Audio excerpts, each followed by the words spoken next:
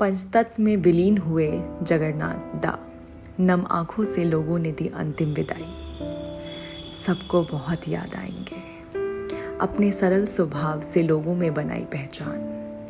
बेबाकपन और परेशानियों से लड़ने की हिम्मत की वजह से टाइगर पड़ा नाम।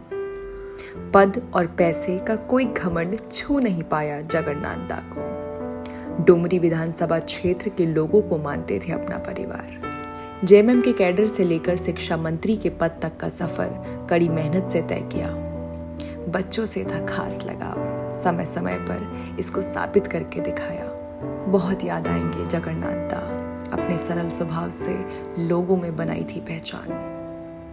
झारखंड का टाइगर पंचतत्व में विलीन हो गया, लेकिन उनके निधन के साथ कि झारखंड की राजनीति का एक युग का अंत गया। शिक्षा मंत्री जगन्नाथ महतो के जीवन के साथ उनका राजनीतिक सफर भी काफी कठिनाई और संघर्षपूर्ण रहा। इनके जीवन में तमाम उतार चढ़ाव आए, लेकिन जगन्नाथ दा ने कभी अपने पैरों को रुकने नहीं दिया और निरंतर अपने लक्ष्य की तरफ आगे बढ़ते रहे।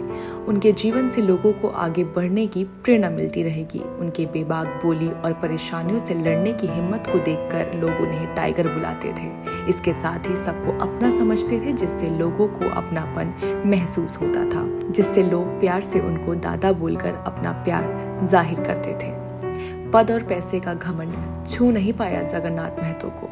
झारखंड कैबिनेट में 2 मंत्री पद पर रहने के बावजूद इतना सादा और सरल आचरण था कि अपने विधानसभा क्षेत्र डुमरी में 10वीं की परीक्षा के दौरान अपनी बड़ी गाड़ी को लेकर सुबह के 4 बजे बच्चों को जगाने के लिए निकल पड़ते थे। इस बात से आप अंदाजा लगा सकते हैं कि जगन्नाथ महतो को अपने राज्य के बच्चों की पढ़ाई की चिंता कितनी थी। अब तक इनके जैसे मंत्री झारखंड में नहीं हुआ। बच्चों की पढ़ाई के साथ अपनी पढ़ाई को लेकर भी काफी गंभीर रहते थे, जिसका उदाहरण था कि उन्होंने अपने डुमरी विधानसभा क्षेत्र में कॉलेज में लाइन में लगकर एक आम छात्र की तरह इंटर में नामांकन कराया। और सबसे अच्छी और खूबसूरत बात ये थी कि जिस कॉलेज में एडमिशन लिया उसकी स्थापना जगन्नाथ महतो ने ही की थी, लेकिन कोरोना संक्रमण ने उनके लंग्स में इन्फेक्शन की वजह से उन्हें चेन्नई इलाज के लिए जाना पड़ा, जिसकी वजह से वे परीक्षा नहीं दे पाए थे। जिस डुमरी विधानसभा क्षेत्र से वो 4 बार विधानसभा जीतते आ रहे थे, वहाँ के लोग उनकी सरल और साधारण व्यक्तित्व को लेकर काफी पसंद करते थे। उनका कहना था कि ये सिर्फ राज्य की जनता नहीं बल्कि हमारे परिवार के सदस्य हैं। ये कहते ही नहीं मानते थे, जिसका परिणाम है कि डुमरी में लोगों को सारी सुविधाएं उपलब्ध हैं। सूबे के शिक्षा मंत्री के निधन से उनके डुमरी विधानसभा क्षेत्र में लोग काफी दुखी हैं। लोग उनके निधन पर शोक व्यक्त कर रहे हैं और अपने नेता को याद कर रहे हैं। लोगों का कहना है कि ऐसा विधायक डुमरी को कभी नहीं मिलेगा। जगन्नाथ महतो में जो क्षेत्र में विकास करने का जज्बा था, वो आज तक किसी में नहीं था। जेएमएम के कैडर से लेकर शिक्षा मंत्री के पद तक का सफर कड़ी मेहनत से तय किया। आपको बताएं कि जगन्नाथ महतो झारखंड मुक्ति मोर्चा के कैडर के रूप में अपने राजनीतिक सफर की शुरुआत विनोद बिहारी महतो के नेतृत्व में झारखंड आंदोलन के दौरान किया था।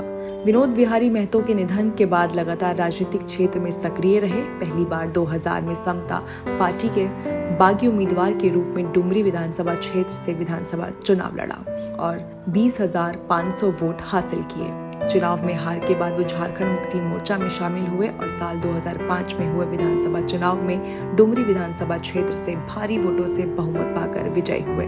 इस प्रकार 2009 में वे दोबारा डुमरी विधानसभा क्षेत्र से बतौर विधायक चुने गए थे तथा 2014 और 2019 में उनका सामना करने वाला कोई विधायक का उम्मीदवार उनके चुनावी मैदान में नहीं था जो उन्हें हरा सके।